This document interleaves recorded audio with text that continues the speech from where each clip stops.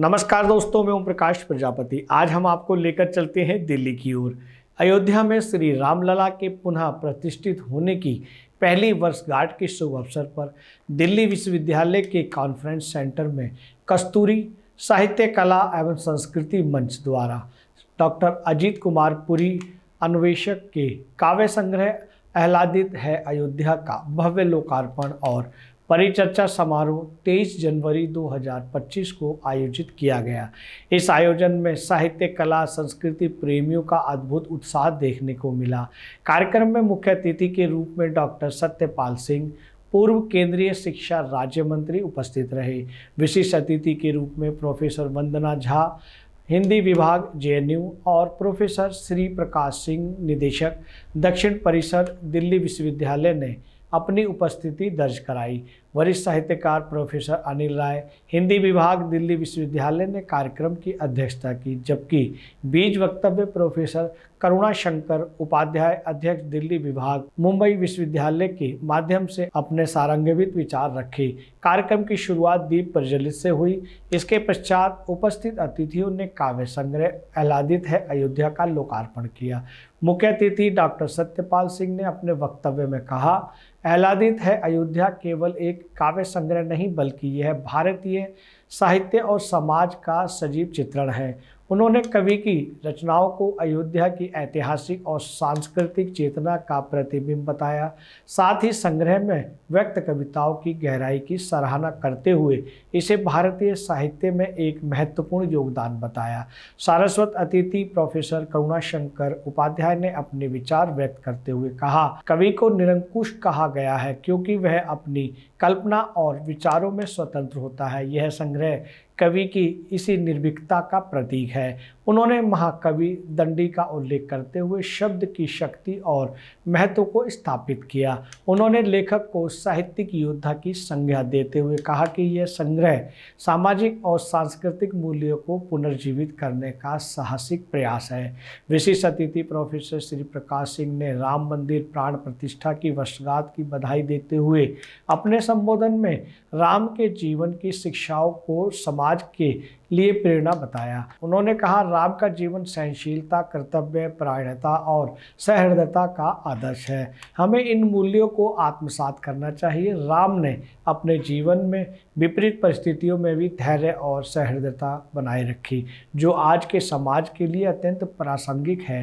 विशिष्ट अतिथि प्रोफेसर वंदना झा ने काव्य संग्रह में भारतीय ज्ञान परंपरा की झलक की प्रशंसा की। उन्होंने कहा, डॉक्टर पुरी की कविताओं में कश्मीर, अयोध्या और विक्रमादित्य जैसे विषयों को ऐतिहासिक और सांस्कृतिक दृष्टिकोण से प्रस्तुत किया गया है। उन्होंने कहा कि कविताओं को गहन अध्ययन और अनुसंधान का परिणाम बताते हुए कहा कि ये कविताएं पाठकों को अयोध्या की सांस्कृतिक और आध्यात्मिक धरोहर से परिचित कराती हैं। कार्यक्रम का संचालन रामानुजन महाविद्यालय में राजनीति विज्ञान के सहायक आचार्य श्री शैलेंद्र कुमार पाठक ने किया। इस अवसर पर दिल्ली विश्वविद्यालय, जेएनयू, बीएचयू से भारी संख्या में साहित्य प्रेमी, विद्यार्थी, शोधार्थी और शिक्षाविद उपस्थित रहे। सभी ने आह्लादित है अयोध्या काव्य संग्रह की भूरी भूरी प्रशंसा की और इसे साहित्य जगत के लिए प्रेरणादायक पहल बताया। दोस्तों, ये जानकारी आपको कैसी लगी कि दिल्ली विश्वविद्यालय में एक आह्लादित है अयोध्या का लोकार्पण हुआ? ये जानकारी आपको कैसी लगी? दोस्तों, हमें आपके भावपूर्ण कमेंट्स की आवश्यकता है। तब तक के लिए नमस्कार। ये जो किताब है अजीत पुरी जी की, आह्लादित है अयोध्या, बहुत ही उम्दा, बड़ी अच्छी पुस्तक है। इसमें 55 कविताएं हैं और इन कविताओं में बहुत सी कविताएं जो हैं राम से, अयोध्या से संबंधित हैं। इसके साथ साथ इसमें देश और समाज और राष्ट्र का जो स्वाभिमान है उसको लेकर के बड़ी अच्छी कविताएं इन्होंने लिखी हैं। और इन कविताओं की एक सबसे बड़ी विशेषता ये कि ये सहज बहुत है, सरल भाषा में लिखी हुई है, कोई भी इसको समझ सकता है। कहीं कहीं प्रतीकात्मकता है, लेकिन वो प्रतीकात्मकता भी बहुत सहज रूप में मतलब कविता के अंग के रूप में आया हुआ है। और इसके लिए मैं पुरी जी को बहुत बधाई देता हूँ कि इन्होंने इस तरह का अच्छा संकलन एक निकाला है अपनी कविता का। हालांकि इनका ये पहला काव्य संकलन है और उन्होंने वादा किया है कि और भी आगे लिखेंगे और इस तरह की रचनाएँ और आएँ। और मैं समझता हूँ देश में भी इस तरह की रचनाएँ राम को लेकर के और रामलला को लेकर के और अयोध्या को लेकर के कविताएं आएँ तो ये हमारे लिए राष्ट्र के स्वाभिमान के लिए बहुत बड़ी बात होगी। तो मैं बधाई देता हूँ कि डॉक्टर पुरी ने ये एक अच्छा काव्य संकलन निकाला है और ये पठनीय है। सब लोग इसको, मुझे लगता है कि इसको आदर देंगे, सम्मान देंगे और पढ़ेंगे इसको। आह्लादित है अयोध्या निश्चित रूप से समकालीन हिंदी कविता की दशा और दिशा को बदलने वाली काव्य कृति है। इसके माध्यम से न केवल राम मंदिर के निर्माण और रामलला की प्राण प्रतिष्ठा के उपरांत जो अयोध्या में आह्लाद आया है उसकी चर्चा है, बल्कि संपूर्ण भारत बोध, अस्मिता बोध, राष्ट्र प्रेम और जो भारतीय इतिहास का गौरव है उसको पुनः प्रतिष्ठित करने का कार्य जो है कवि ने बहुत अच्छी तरह से किया है। इस दृष्टि से अगर इसे राष्ट्रीय स्वाभिमान को जगाने वाली कविता कहा जाए तो कोई अत्युक्ति न होगी। जी, आज जिस परिप्रेक्ष्य में हम सभी यहाँ उपस्थित हैं इस सभागार में, वो है हर्षित है अयोध्या, और इस विषय पर हम सभी आए हैं जो पुरी जी ने लिखी है और अन्वेषक के भी रूप में उनको जानते हैं अजित पुरी जी को। और उन्होंने जो ये पुस्तक लिखी है कि 1 वर्ष अयोध्या में मंदिर निर्माण के पूर्ण होने के अवसर पर लिखी है, ये वाकई में हमारी अस्मिता के प्रतीक बन करके यह पुस्तक आई है, क्योंकि इसके जो शब्द हैं, इसके जो भाव हैं, वह जो इस देश का जो शिल्पी है, क्योंकि बिना राम के हम अपने इस पूरे भारत की परिकल्पना नहीं कर सकते हैं। और उन्होंने राम के जीवन को लेकर के, उनकी स्थापना को लेकर के, उस दौरान जो संघर्ष हुए हैं उसको लेकर के उन्होंने पूरी रचना की है। और इस निमित्त उन्होंने विभिन्न विषयों को, राम के जीवन के, चरित्र के विभिन्न विषयों को लिया है, जो निश्चित रूप में बहुत ही हृदयग्राही है, मर्मस्पर्शी है और ठीक ठीक पूरी व्यवस्था को दुरुस्त करने वाला भी है। उन्हें हम सभी बहुत बहुत बधाई देते हैं। आह्लादित है अयोध्या की प्रेरणा मुझे कारसेवकों के पराक्रम से मिली। जब 1992 में जो घटना घटी अयोध्या में, और वहाँ जो ढांचा जो था, जो हमारी जो है अस्मिता को आहत कर रहा था, जिसे 1992 में कारसेवकों ने जब उसको मतलब हटा दिया वहाँ से, और फिर जब वहाँ एक राम मंदिर बनने की बात शुरू हुई और फिर जो है इतना लंबा संघर्ष चला, मुकदमे हुए, और फिर जब वो चीज़ें हमने हासिल की, पिछले वर्ष 22 जनवरी को जो भव्य तरीके से जो है भारतवर्ष के सामने वो चित्र उपस्थित हुआ, तो मुझे लगा कि ये जो अयोध्या का जो हालात है, ये पूरे सृष्टि का हालात है। राम सृष्टिमय है और अकादमिक जगत में ये चीज़ें आ नहीं पा रही थी, तो मुझे लगा कि ये आनी चाहिए। और प्रेरणा मुझे अपने पूर्वजों से मिली है, तुलसीदास से मिली है, कालिदास से मिली है, मैथिली शरणगुप्त से मिली है, कि जो मतलब सनातन धर्म की जो अटूट परंपरा है उसको अपने काव्य में, अपने साहित्य में जो है वो संरक्षित करके लेके चले आ रहे थे। तो मुझे लगा कि ये जो परंपरा इतने वर्षों से चली आ रही है वो टूटनी नहीं चाहिए। मेरे सामने निराला के राम की शक्ति पूजा की पूरी जो है रचना थी, और मैं हिंदी साहित्य को लगभग 15 वर्ष से पढ़ा रहा हूँ और हिंदी साहित्य का विद्यार्थी रहा हूँ।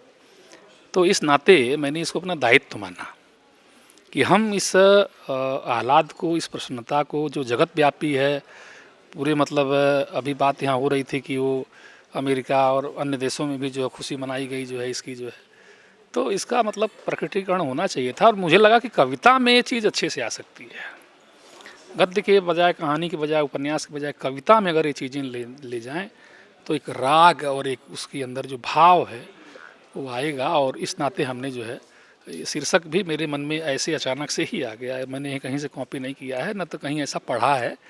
वो भगवान राम की कृपा है कि वो जो अयोध्या आह्लादित है, ये विषय, ये शीर्षक जो है आ गया। और फिर हमने जो है ये 55 कविताएं इसमें संकलित की, और इसमें अधिकतर कविताएं जो है, जैसे किष्किंधा के वीर है, जटायु के पंख हैं, राम है, आह्लादित अयोध्या है, कारसेवकों का पराक्रम है, असुरों का रुदन है, पिता है, ऐसे बहुत सी कविताएं हैं जो मतलब वो अयोध्या को कोलरेट करती हैं, जोड़ती हैं, और हमारी जो पुरातन जो संस्कृति है वो किस तरह से अपने को बचाए हुए है।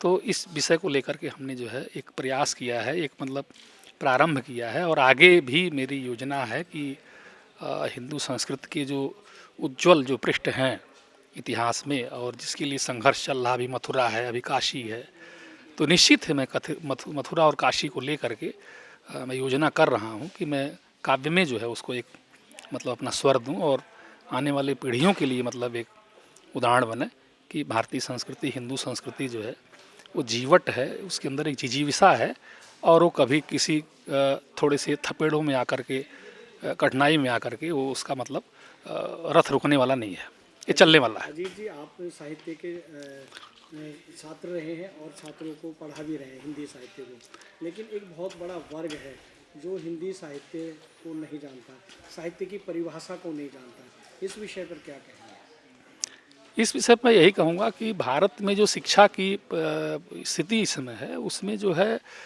जो अन्य जो ज्ञान की शाखाएं हैं वहाँ पर उसको वहीं तक सीमित कर दिया गया है। साहित्य का कोई कोलरेशन नहीं है, जबकि अमेरिका आदि में जो यूनिवर्सिटियाँ हैं वहाँ लिटरेचर जो है इंजीनियरिंग में और साइंस में भी अनिवार्य है और वहाँ पढ़ते हैं और इस नाते जो है अपनी परंपरा और संस्कृति को जानते हैं।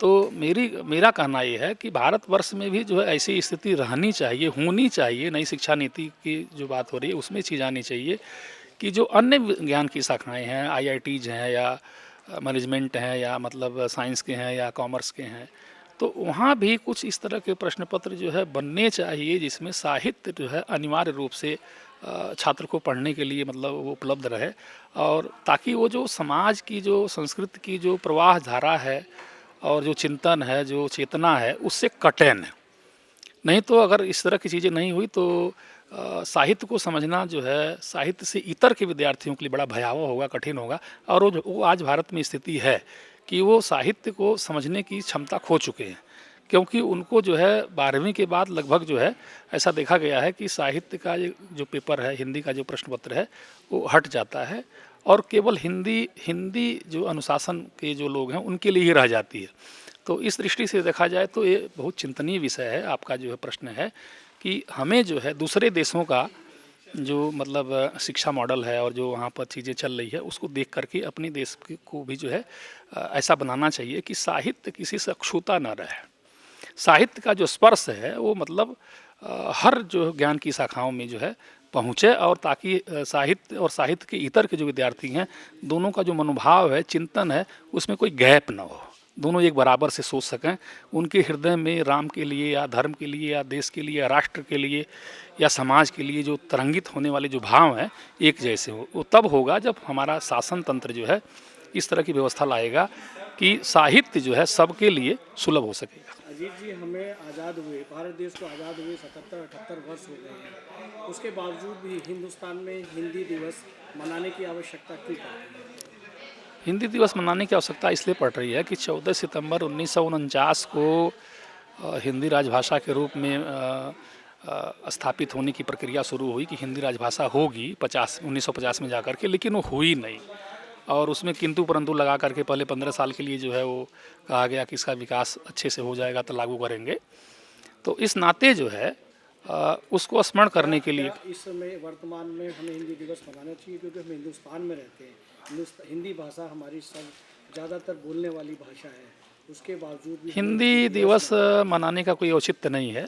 मनाने या ना मनाने की कोई बड़ी बात नहीं है, अगर मनाते हैं तो भी, नहीं मनाते हैं तो भी। किंतु अगर हिंदी के लिए कोई कार्य नहीं हो रहा, हिंदी का अगर अधिकार नहीं मिल रहा है तो ये मेरे समझ से तब तो मनाना एक बनावटी चीज़ हो जाएगी और इसका कोई महत्व नहीं रहेगा। तो इस दृष्टि से देखा जाए तो हिंदी दिवस मनाए तो जा रहे हैं, किंतु हिंदी का जो अधिकार है एक भाषा के रूप में वो भारत के बहुत बड़े भूभाग को घेरती है।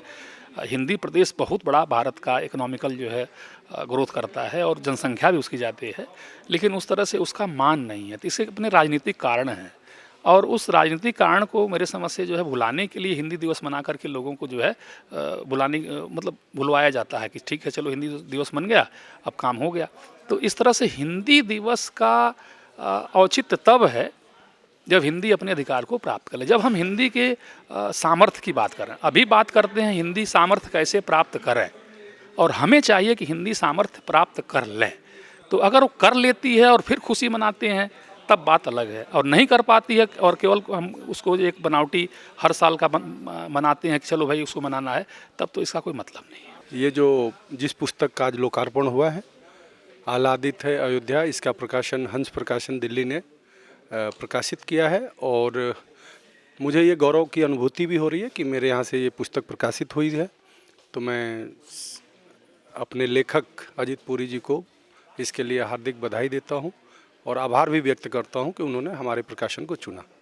बहुत बहुत धन्यवाद। अगर आप ये वीडियो YouTube पर देख रहे हैं तो हमारे चैनल को सब्सक्राइब करें और बेल आइकन को दबाना ना भूलें। अगर आप Facebook पर ये वीडियो देख रहे हैं तो हमारे पेज को लाइक करें।